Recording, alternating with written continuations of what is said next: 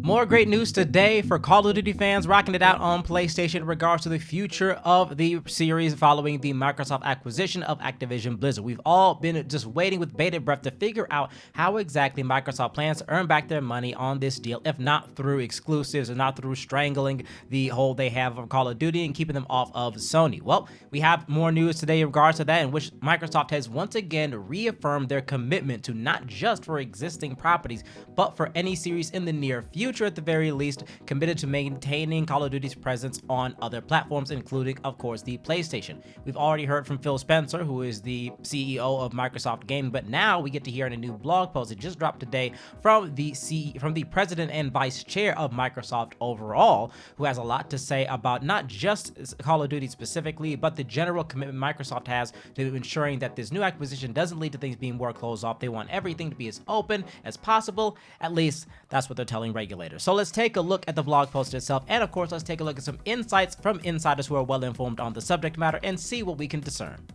The blog post, written by Brad Smith, which is titled Adaptation Ahead of Regulation, A Principled Approach to App Stores, lets you know the purpose of this post right off of the bat, setting the stage for the inevitable scrutiny that this deal is going to be under as regulators prepare to look over the impending acquisition and decide if it violates any antitrust laws.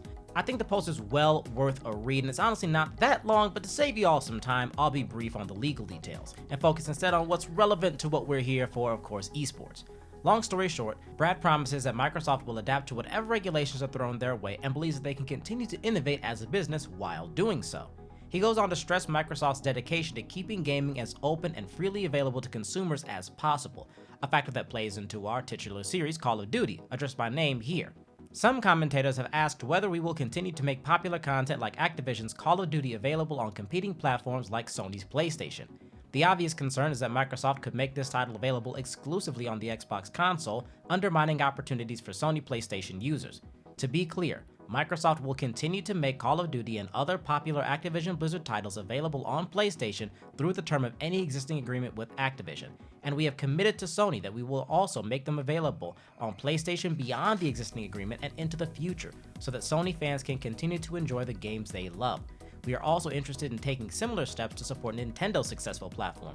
We believe this is the right thing for the industry, for gamers, and for our business. I know a lot of folks, myself included, were skeptical about Phil Spencer's initial tweet about honoring existing deals with PlayStation. Microsoft could in theory use Call of Duty as leverage to either get a more lucrative deal out of Sony when it comes to future games, or even just brute force some PS5 devotees onto either Windows or Xbox for the Call of Duty fix. A post like this, though, that does so much work to promise to regulators, that reveals it is not in their favor to be as controlling as it theoretically could be here, especially given that there's other ways they can get paid on this deal that won't potentially threaten the deal happening in the first place. Let's slide on over to Twitter and take a look at the ever-informative Daniel Ahmad, who responded to a question regarding the future of Activision Blizzard's IPs with this statement. Microsoft needs regulatory approval before it can fully acquire Activision Blizzard, and this time there are larger antitrust concerns. So that's why Microsoft is releasing messaging around exclusivity and App Store openness to help smooth the process.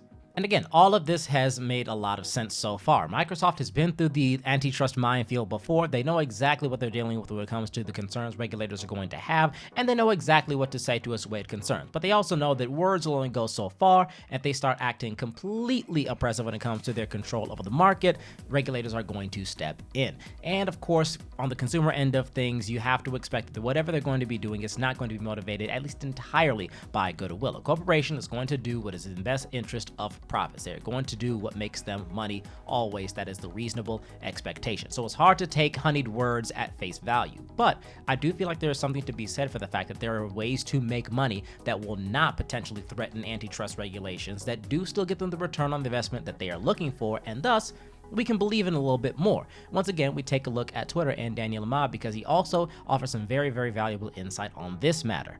When it comes to existing AAA franchises from Activision Blizzard, the goal is to increase the value of Game Pass. They don't need to go fully exclusive to do that. One recent example you can use, and this isn't even a Microsoft game, is Rainbow Six Extraction. Rainbow Six Siege has a higher population of PlayStation players. Extraction has more Xbox players. Why? Because day one Game Pass and low subscription costs versus money up front on PlayStation. Yes, I'm aware Extraction received poor reviews, but that doesn't take away from the fact that it has more players through Game Pass. He also mentions the cut of sales Microsoft gets even on COD copies bought on PlayStation, but I think we've heard a consistent enough point between this blog post, Phil Spencer's blog post, and tweets from Daniel and other reporters to get a reasonable conclusion. Microsoft's return on investment here does not rely on exclusivity or trying to strong-arm sales away from its competitors.